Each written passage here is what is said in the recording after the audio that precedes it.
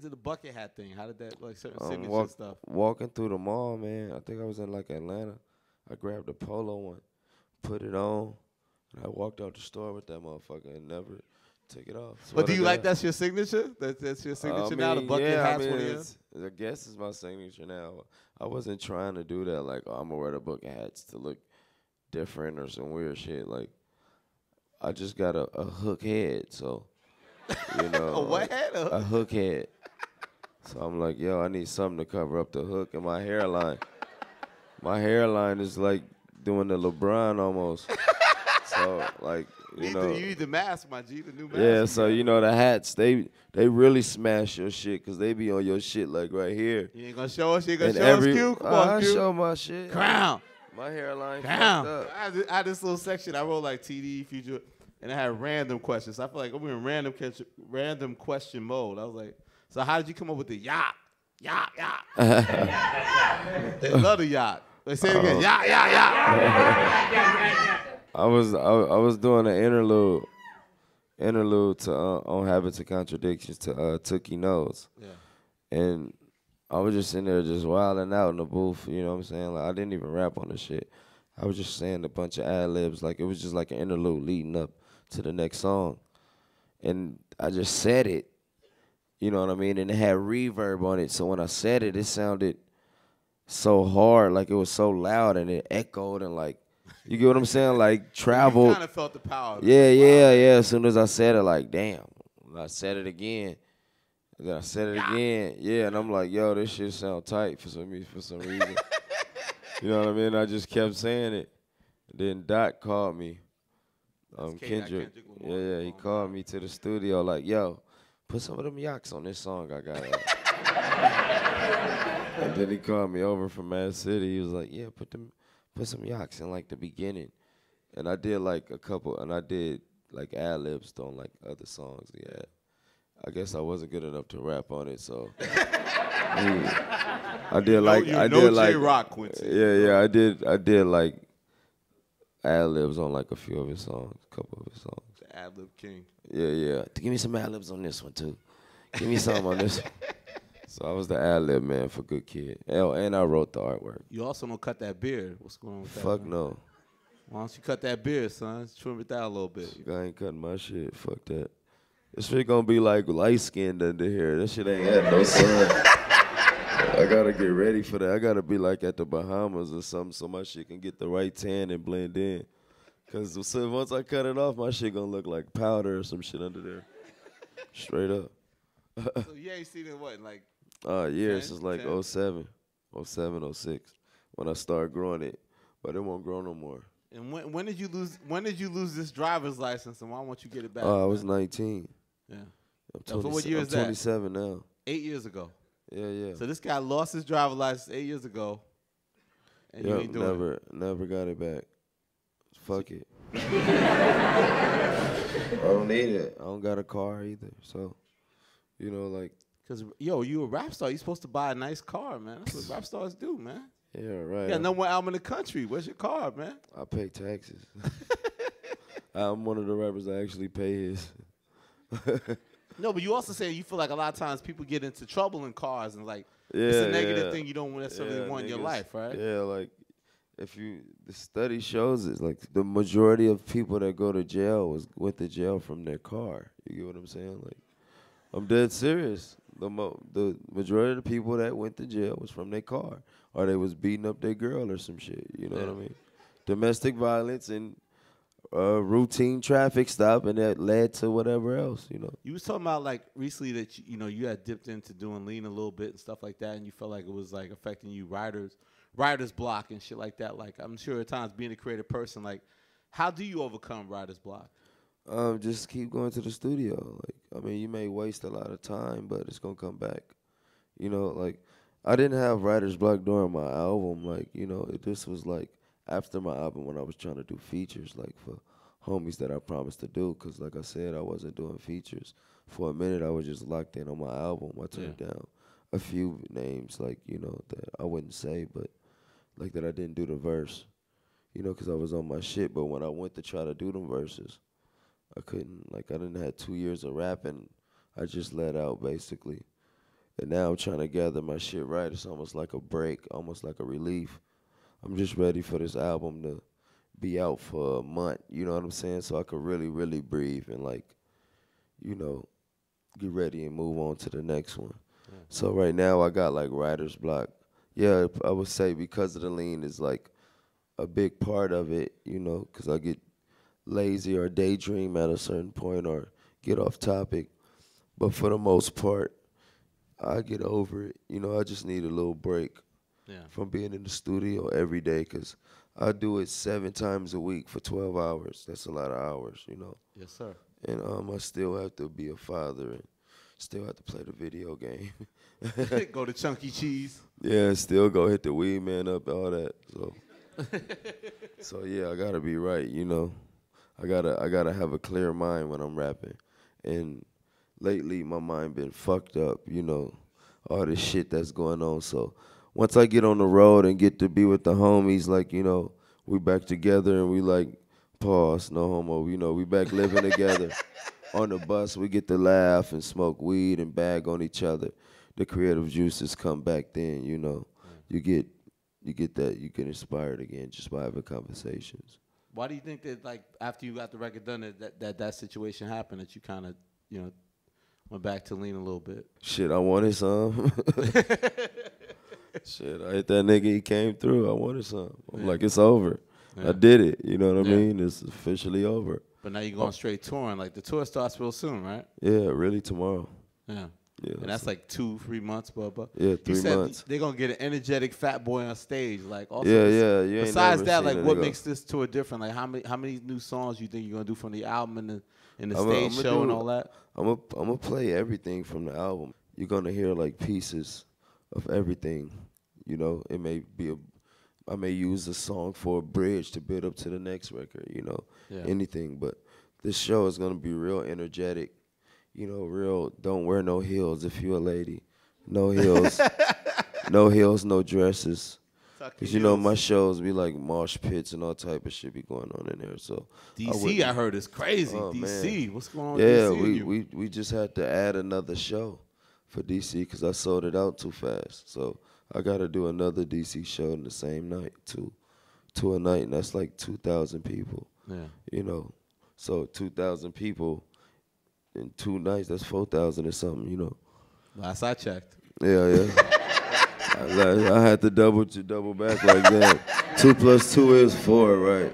What are the next steps? Are you going to be locked in? You got a tour for like 2-3 months, and then what happens? Yeah, like, how's ScHoolboy Q summer gonna be? 2014. You already had a #1 album. You're gonna be victory lapping with this tour. Like, then it settles down maybe like a July, August. Like, what are you gonna be doing during that time, you think? I'm gonna start on my album soon as I get off tour. Honestly, I'm not just gonna watch. Because you already have the title that you won't tell us. You know? Yeah, I'm gonna work on it. You know, and I'm gonna just see where it takes me. But for the most part, I just want to be in front of the fans and get through these shows and, you know, let them know I appreciate them and, you know, do meet and greets and shit like that. Say what's up. You know, get some more money so I won't go broke and keep paying my taxes and shit. Got to pay them taxes, kids. You know But the fans also, that's this black hippie thing, man. Like, and this is something you started. Black like hippie. No, you say fuck it because you started. Like, people that know, like, talk a little bit about, like that's around the time when you and Ali kind of both connected to the crew, right? And like, Black Hippie was your concept. Like, talk a little bit about people that don't know, like, how that all came together. Well, it actually was Tops, really. He like said it. He spoke on it like a group, but he never like was like, this is what we're gonna do. He just said it. And one day, you know, he I was like selling drugs and shit, and I really wasn't rapping. You know, and I was like basically sleeping on this couch and shit, you know, and he was just like, yo, you got to get some songs, blah, blah, blah. You can't just be sitting around laying up. So I thought fast on my toes and like, yo, I'm going to put the group together. Fast on my toes. Yeah, you know what I'm saying? Like, I'm going to put the group together. Yeah.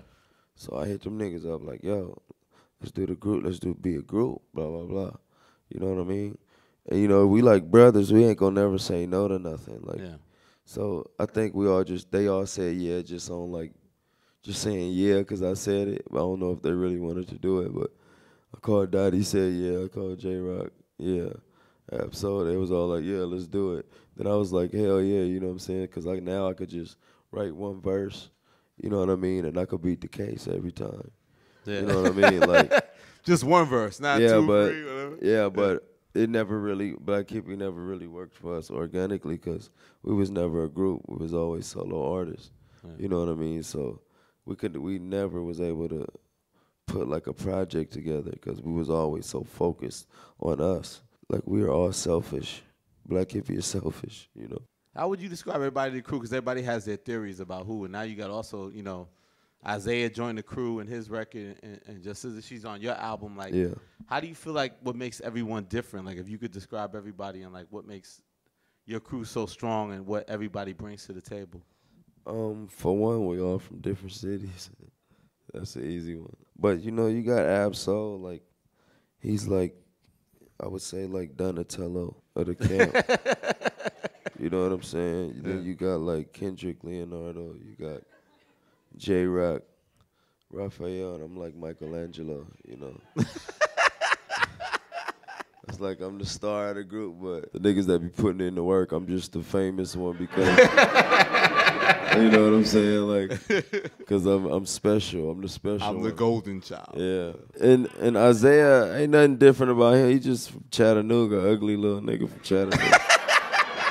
You know what I'm saying? Like, he hard though. Like, his album, project out. His album is incredible, but my nigga look like a possum though. You know what I'm saying? Then you got SZA, she's singing. We ain't never had no singer, so, she the first lady. So there you go, we all different.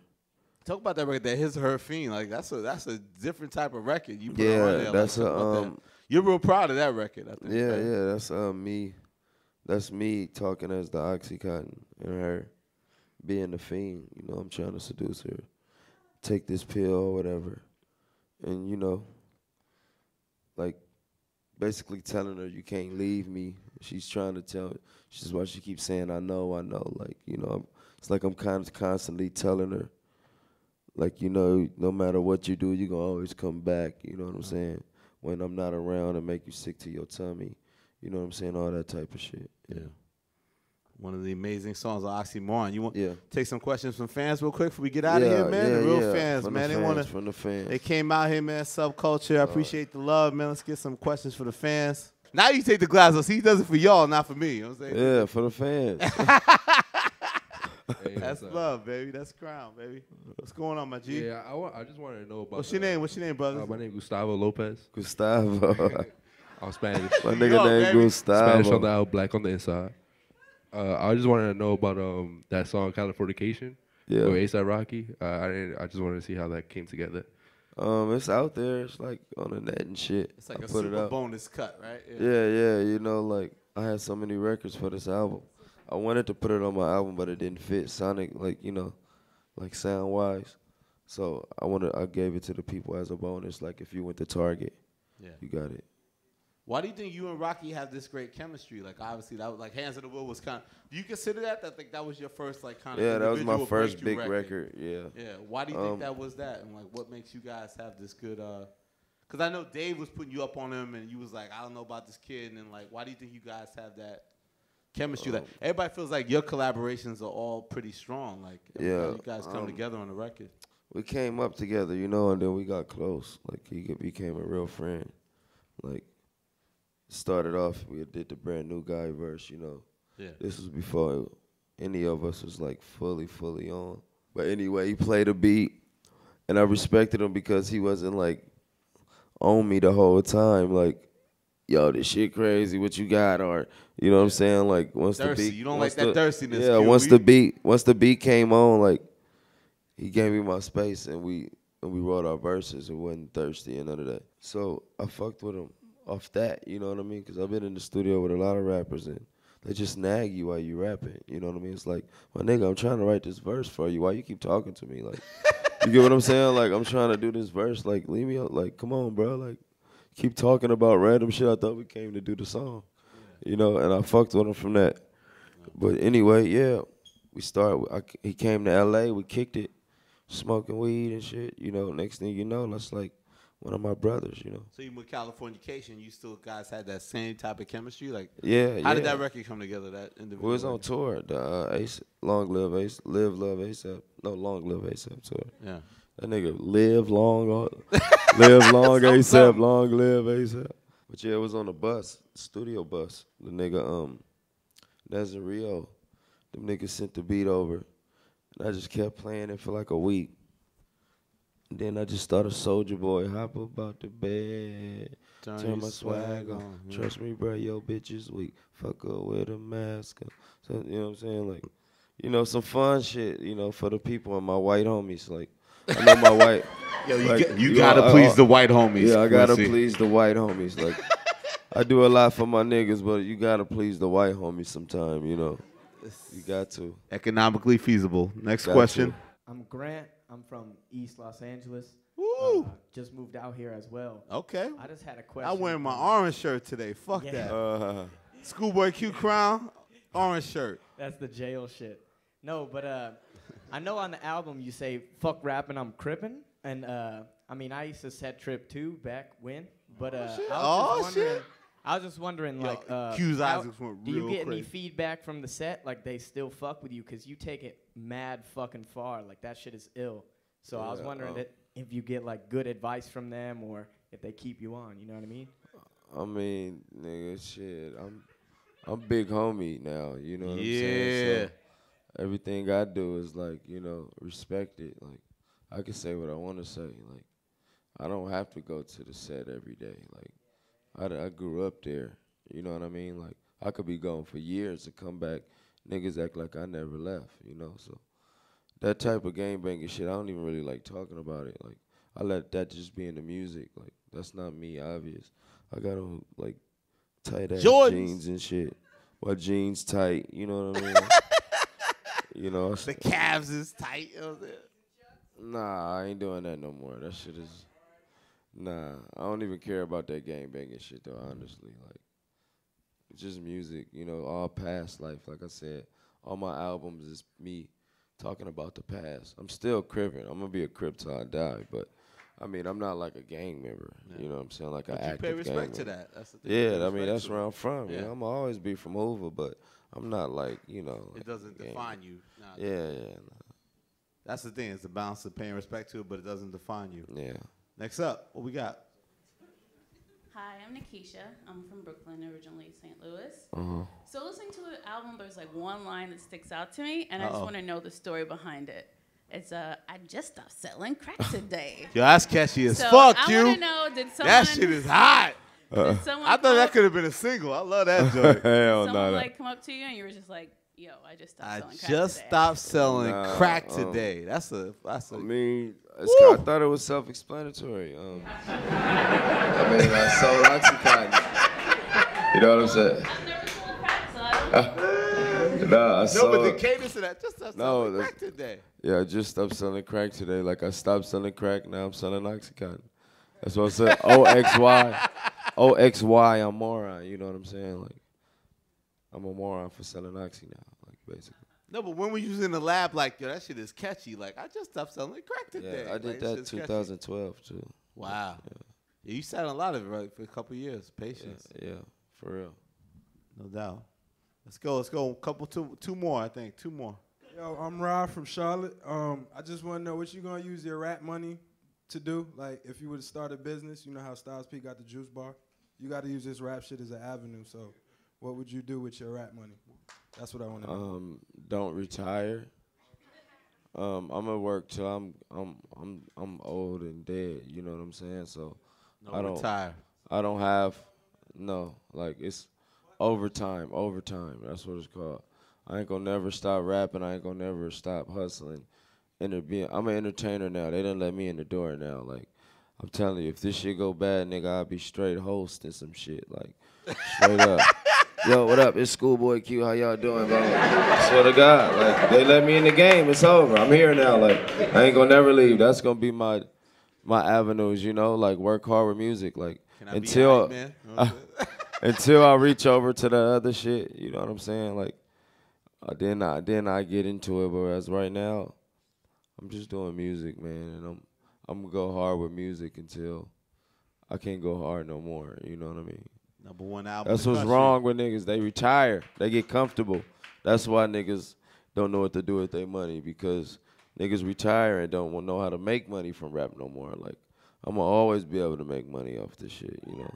Do you feel this thing like with 2014, like, you know, you have a strong album, you know, Cudi came out of nowhere, we got Ross coming, we got Pharrell coming, like, do you feel this whole thing of like, you know, who got the best album of 2014, like, it feels like now the year's starting to pick up, like, how do you view that, like, in terms of the competitive nature, in terms of like, is my album looked at as the best of that bunch, or is that important to you?